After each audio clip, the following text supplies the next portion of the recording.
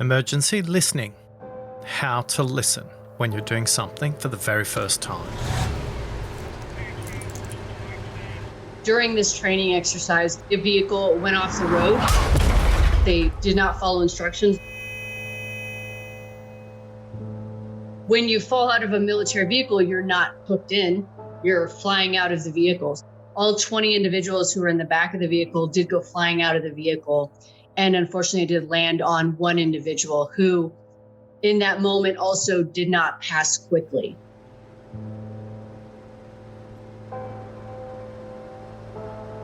Within that moment, there was people thinking they knew what to do and then not actually having any clue because they're young and this was their first big exercise.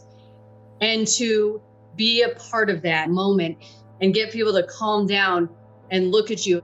Let me tell you what to do. I'm telling you what to do because I know what to do next. And really walking them through, call in a 9 line, which is how we get a medical evacuation in. So go call in a 9 line. You're going to say these things, say them in this order. And to encourage and empower people to listen in those moments, I think is what the military leader really has to work on the most throughout their whole career.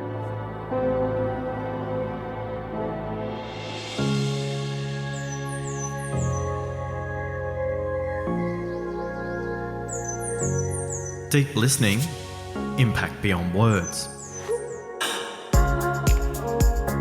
G'day, I'm Oscar Trimboli, and this is the Apple Award-winning podcast, Deep Listening, designed to move you from a distracted listener to a deep and impactful leader.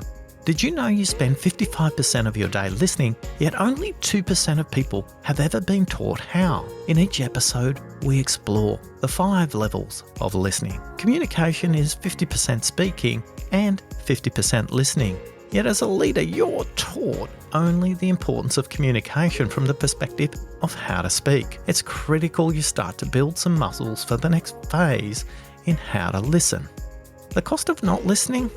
It's confusion, it's conflict, it's projects running over schedule, it's lost customers, it's great employees that leave before they want to. When you implement the strategies, the tips and tactics that you'll hear, you'll get 4 hours a week back in your schedule. I wonder what you could do with an extra 4 hours a week. Emergency listening. How to listen when you're doing something for the very first time. West Point Military Academy is the United States' oldest continuously occupied military post since 1778. Today it's home to over 5,000 personnel and has the responsibility for training the next generation of military leaders in the United States. Natasha Orslene served in the United States Army for 11 years and worked in their leadership development program for most of her career, culminating in serving in the United States Military Academy at West Point. There she was able to observe some of the best leaders in the academy and notice how they listened. Not just to how they listened when lives were on the line, also how they listened in moments of group meetings where a wide variety of opinions needed to be sought. Together we explore the evolution of military training from volunteerism all the way through to modern professional soldiers and what the impact is for leaders and their listening. We also look at the role of modern cyber warfare because it amplifies the importance of listening as the soldier themselves become the weapons system. The software between their ears is what will challenge the adversary. Natasha explores with me the role of listening in moments of cyber interaction, as well as how you need to listen across your teams and your adversary simultaneously to ensure that you can maximize the impact of that software, what's in between your ears while you're sitting behind a computer. Let's listen to Natasha.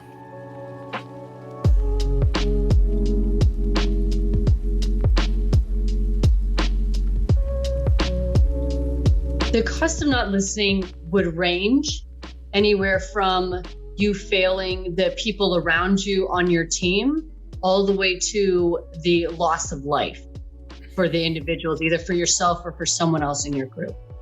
In training, which we do consistently, it's really important to understand what the mission is, not only for training, but also for later when we're actually doing operations in real life. And training is designed to be as lifelike as possible, which means that training is also very dangerous a lot of the time. When we were training a group of individuals who were now going to go out to the field, they were going to do a specific exercise. As we were moving along and asking different people, so what exactly is the mission? What exactly is your role in this? What steps do you take? If this goes wrong, what do you do? If he freaks out, what do you do? We go through and we really talk to each individual about the specifics. And then we role play it a little bit before we even get into the actual training exercise. We always say, repeat it back to me. Repeat that back to me. And then if I know for myself, if I see that someone is really struggling, I do a triage, if you will, of who needs my help the most right now, but who also needs to do this so I can focus on other things. I will then still stay with them, grab the radio and hand it to them and say, you're calling that in now. These are the 9 things. What were the 9 things? Say those 9 things. And almost like in a training environment, especially, or even in a real life environment, when things go bad, you always think you'll know how to react. But unfortunately, listening tends to be the first thing that goes out the window. With leadership in the military, it's that initial triage, because you will have people who just will panic.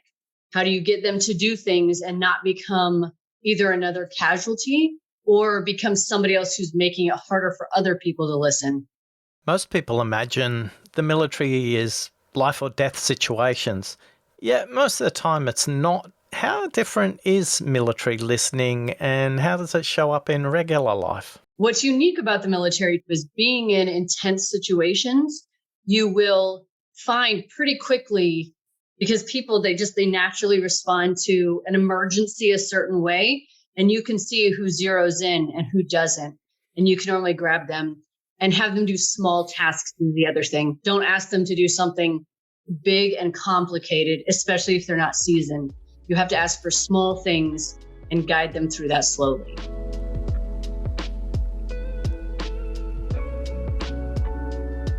The commander of the academy during the COVID situation as it hit the United States. He's a very engaging person. When he leaves his house, he lives a block away from his office. It takes him 2 hours to get there because he wants to talk to everybody and know how what's going on. When we were first determining what to do for the academy when it came to COVID, how do we keep 4,500 cadets safe?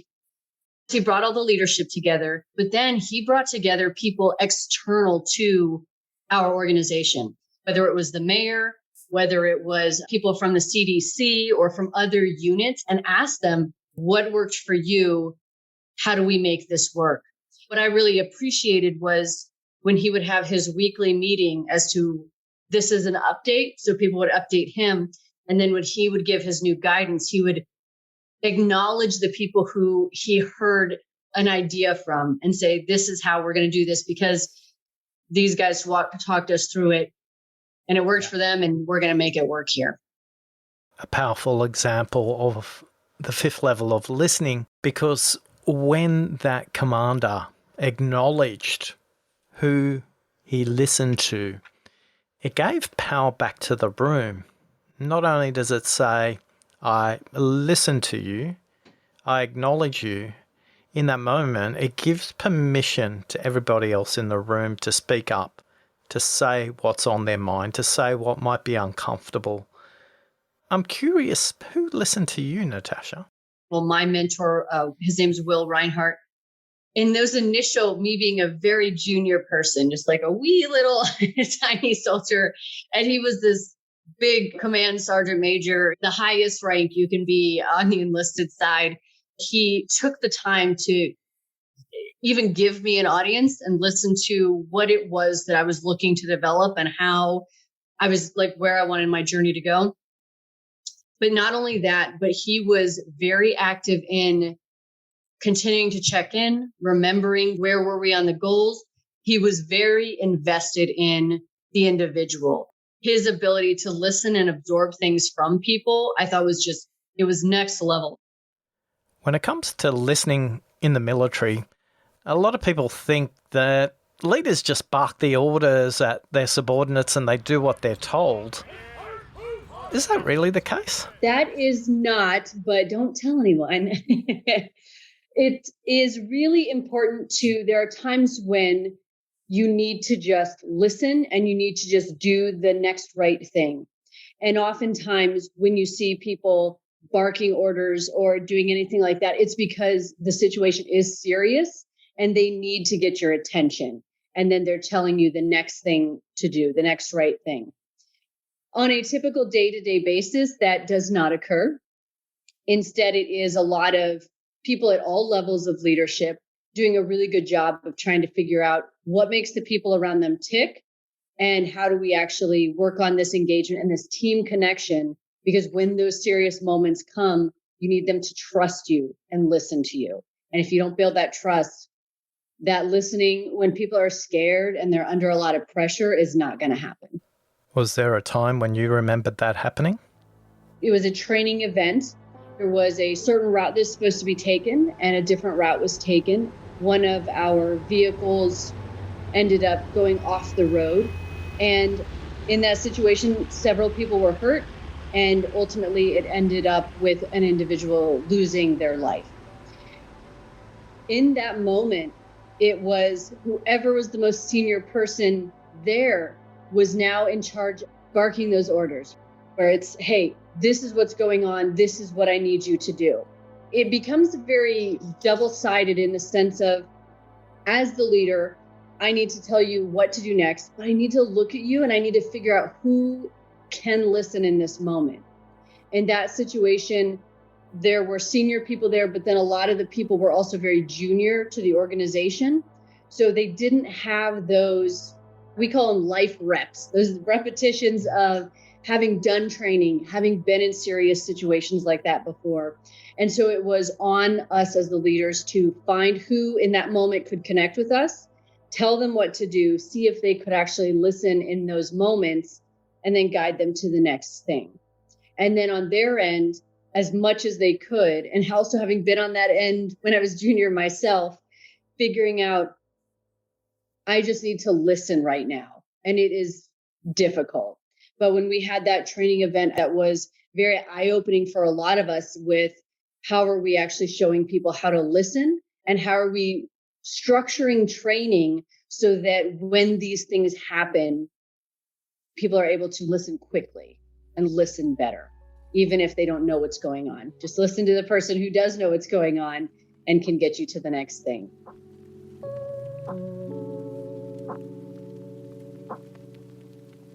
G'day, it's Oscar. I just wanted to jump out and notice something that I see in non-military workplaces. Leaders who delegate poorly, they get frustrated. They say people never deliver on time because they didn't listen the first time I said it. This is a good example that Natasha's just gone through. It's a pretty intense example, yet I often say to leaders I work with, if that task you're delegating the very first time, you can be as clear on the outcome as you want. But if it's the first time they've done something, you're unlikely to get the task complete in a timely way, in a way that's high quality, and in a way that's sustainable. As leaders, when you delegate a task to somebody the first time, check, have they done it before? Next, ask them to work it backwards. Ask them a simple question, how would you approach this? And as they discuss how they would approach it, you will very quickly understand, is this something they're doing for the very first time? Or is it something that they've done before? Especially for those tasks that have been done the very first time, it is more important to be prescriptive, to lay out specific examples, frameworks, and steps than it is to ask them open-ended questions. When you're prescriptive on new tasks, that builds confidence for the other person. Also helps them to notice their gaps, and it helps them to deliver something that will be informed, but not necessarily copied your experience. So when you're delegating something the very first time and you're kind of struggling with that with the other person, just ask them the simple question, how would you approach this? And they'll step through it really carefully and slowly so that both of you can understand where the gaps are. Let's return to Natasha, where we ask, how do we know the instructing officer understands that what the instruction is has been acknowledged, heard, and understood by the subordinate? When people are stressed out and they're scared, and it's the first time maybe that they've been in a situation like that. The more senior people who are training and leading other soldiers and other individuals have a lot of real life personal experience in what exactly it is that they're training them on. It's rare that you're going to find an individual who encounters a situation that they haven't really encountered before. But there's a first time for everything. With more senior people, in identifying those folks who are able to, in that moment, hear what they're saying, even just acknowledge that some people are shocked, they're stunned, all these other things, and they are not useful in resolving the situation. And so when you find those other people, unfortunately, they tend to be fewer. I'll use a 9-line medivac, which is how we remove individuals from a dangerous situation. We call them, medical, and they get them out. An individual would say, I need you to call in a 9-line medevac. Do you know how to do that? They'll ask them even really seemingly simple questions. The person probably does, but in that moment, do you? So do you know how to do that? What are the 9 lines? You say them with me, or here's what they are. Maybe I'll grab a Sharpie, I'll write it on your arm, I'll do what I need to do. But in that, I'm still talking to you, not just saying, go call in a 9-line, good luck, and moving on to the next thing. Also in those moments as leaders, we're showing them how to care for others down the road, showing them how much attention they need to give to people who are trying to listen. And maybe it's just taking a minute to get through. So there's are you able to do this? Do you know how to do this? What exactly are we going to be doing? And let's walk through that together. Let me make sure you understand that. And then in a situation like that, as serious as that, I'm going to stay with them. They're going to be close to me or next to me while they're actually carrying that out. So if they need additional instruction, the leader is then able to guide them to that next piece. What we always want as just people who want to be heard is that somebody says, yes, I understand you. You want me to call in this, and I'm going to do this for this result. I'm going to go do that now. But in those types of situations, it's really important to acknowledge that they do not maybe have the capacity to do that, watching for how they're listening and intaking information, and being as patient as is reasonable for the situation is really the way to walk through that. But to not expect it to be how it would be if we were all safely in a classroom together. Natasha, in that very moment where I'm the leader and I am trying to notice, are they available? And can they hear me? What am I noticing for the people who are listening? And more importantly, what am I noticing for the people who aren't? I'll start with the people who are not. And those are folks who tend to look dazed. They look confused about what's going on.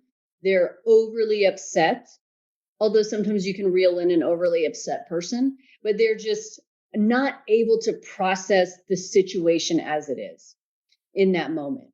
The people who are then able to be good listeners and then be contributors to solving the problem or resolving the situation are already looking for something to do.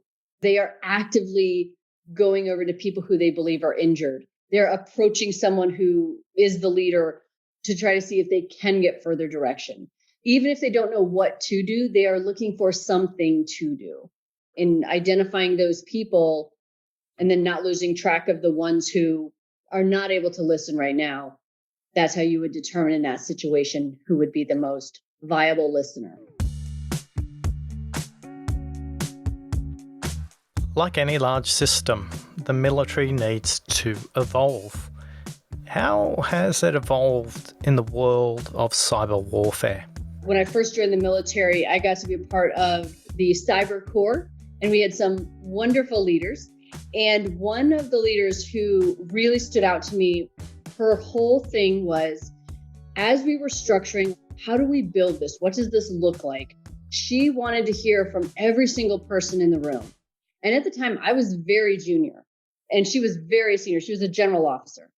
And in doing that, she listened to every person. She would not parrot it back, but she would let you know how well she was receiving that information. But then later she would give credit to the people who their ideas or what their thoughts, how that led her to the decisions at all these different levels and in all these different situations, whether it's extreme and it's serious or whether we're literally sitting in a room as safe as could be.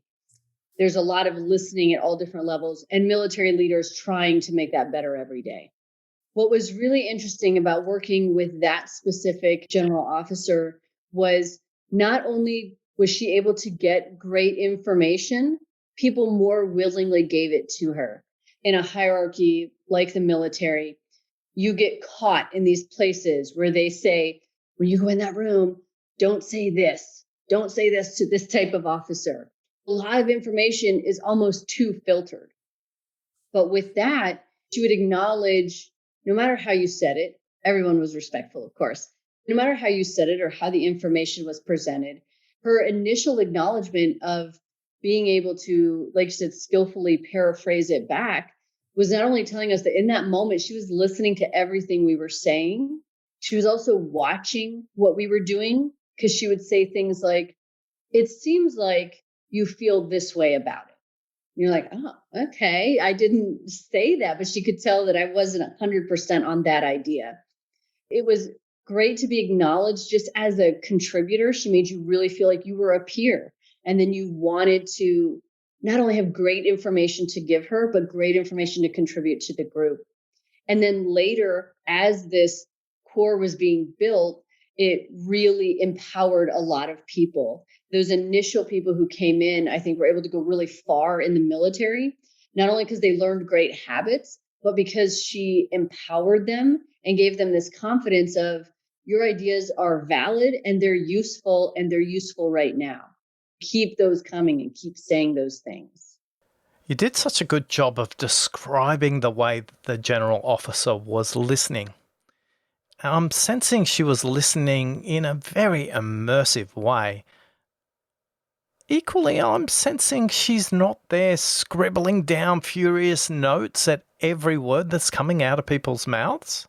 It was really interesting how even in other moments when her general's aide was not with her, she would still recall things about the conversation that you guys had earlier. It could even be something about your family, but she was always very interested in people holistically as well, which was another aspect of, this person really cares about me. She's noticing my body language. She's listening to my words. In these moments, in these rooms, everybody was very engaged because she was so engaged. She was listening. And then there was the empowerment for some and the pressure for others to remain good listeners throughout. And it was also inclusive in this way where she would call on people, not in a calling them out kind of way, but in a, what are your thoughts? Like, I haven't heard your voice in this room yet. What do you think about this? What else? Whatever you think, there's no wrong answers here. And people were then further empowered to use their voices in those rooms. If any organisation had an excuse to have their laptops up permanently, it's cyber warfare. Again, I could be wrong, Natasha. I'm sensing that laptop lids were down. Absolutely. And I think with her style of leadership, it was very much like that. And I'll be honest, she was one of the first people who taught me the importance of, when you're in it and you're just listening, you would be amazed that when you're actually listening, you don't need to take so many notes because you're not disconnected. You're completely connected. And before that, I was a furious note scribbler.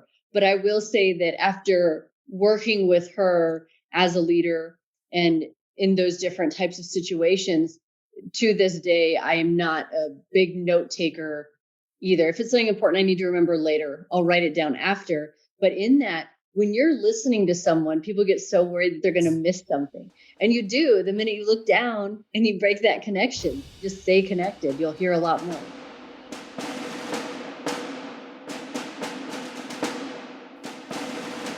Cyber is a once in a century change to warfare, much like tanks changed warfare or planes changed warfare.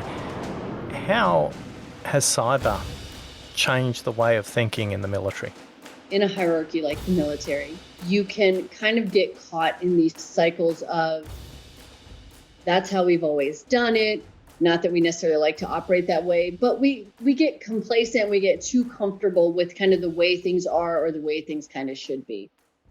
And with cyber, we needed to build something completely new. And that's why she was also the right leader for that, because she was engaging in a new way. I have been in many other rooms where that were not cyber, where they had a ton of notes and laptops and all these other things out, and to each their own. But those rooms were never as engaged as hers.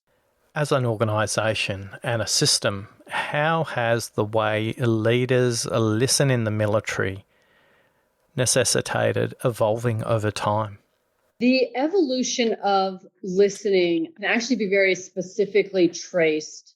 When the military first started, it was necessary to just tell people what to do.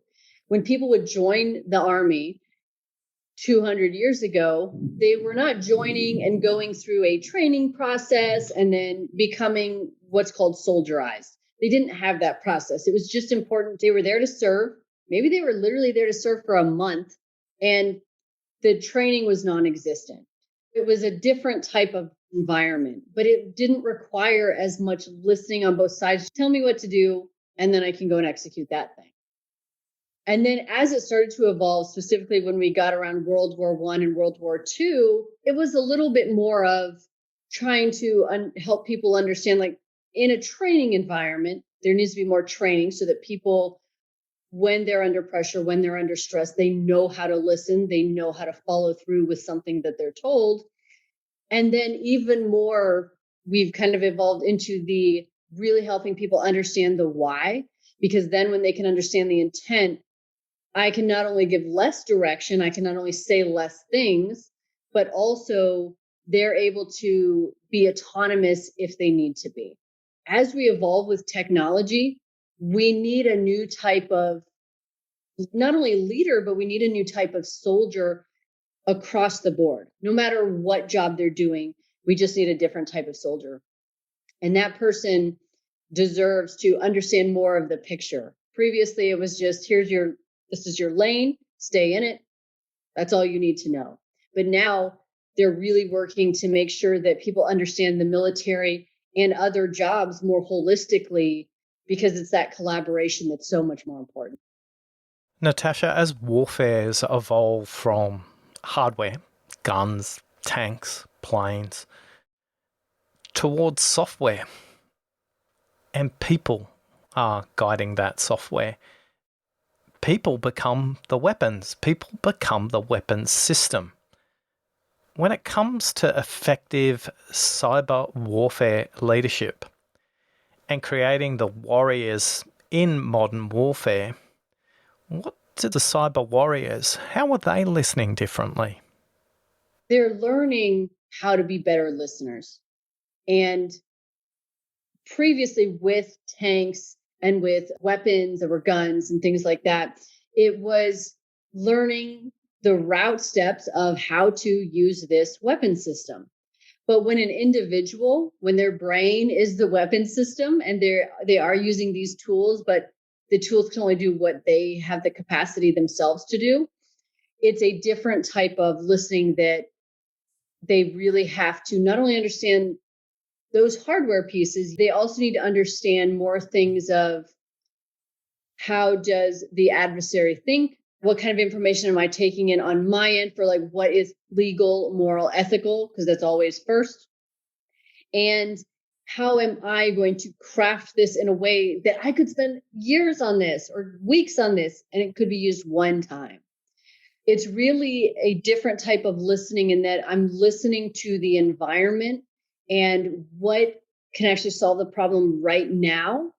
When I think so much of listening in the past was, yes, we're listening, quote unquote, right now, but ultimately we're trying to get to this 5, 10, 50-year plan. Whereas now it's like the truth could change in the next 5 minutes. How am I taking in this information now so that I can actually be effective in my job right now?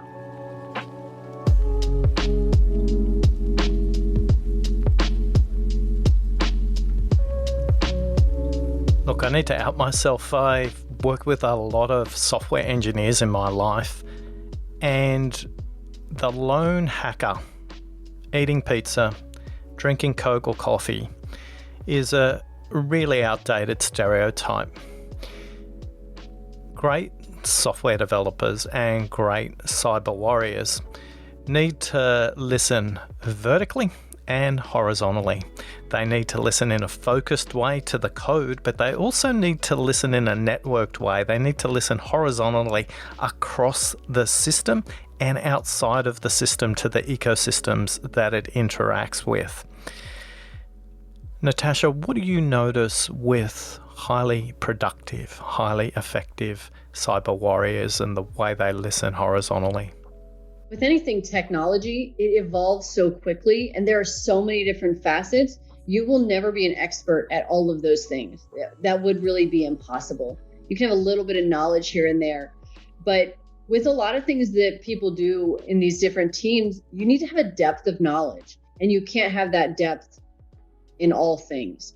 When these teams come together, they're very good at listening to each other to accomplish what they need to accomplish, because they have skills that one person doesn't have, but we still have this shared end goal of needing to accomplish something. And there's a good amount of listening. And I think there's also a good amount of not having as much ego, in the sense of, this is what I can do and these are my strengths and this is what I'm adding. And that's great, because without that, it also wouldn't work. But we're all slices on this pie here, and we need a whole pie at the end. So a lot of listening to each other. And because we have to be thinking in such new and diverse ways every day, it's not only your team you're listening to, you want to get a lot of additional input as well, even if it's from someone who you wouldn't normally expect to maybe have a great depth of knowledge on something. If you're listening to people at all levels and you're listening to people across all different types of expertise, someone's going to say something that could trigger something in your brain to be like, this is the way we solve that problem. It's not only that listening to the team, but also looking outside and listening for what else could potentially be helpful to us. Natasha changed my mind as it relates to listening vertically and horizontally. How do you listen up and down through the chain of command, as well as how do you listen across the network? How do you listen not only to what's happening inside your system, how do you listen to your adversary? What will I do differently in my listening as a result of speaking to Natasha? Number one, make sure I understand if the other person is capable of undertaking the task. And second, ask them to play back how they're going to approach it. And when I do, to listen carefully, not just to what they say, but also how they say it and how they feel about it, as Natasha's head of Cyber Command did so well when it comes to her listening. Before we finish, were you a little confused with the jargon, the term 9-line medivac? In the show notes, we've listed out the 9 steps in the 9-line medivac. And just stay on a little longer. Notice how well Natasha was listening to me when she mentioned the term 9-line medivac. Have a bit of fun, and Natasha spends a moment debriefing me at the end of the conversation about what she noticed in the way I was listening to her. I'm Oscar Trimboli, and I'm on a quest to create 100 million deep listeners in the world, and you've given me the greatest gift of all. Today you've listened to me. Thanks for listening.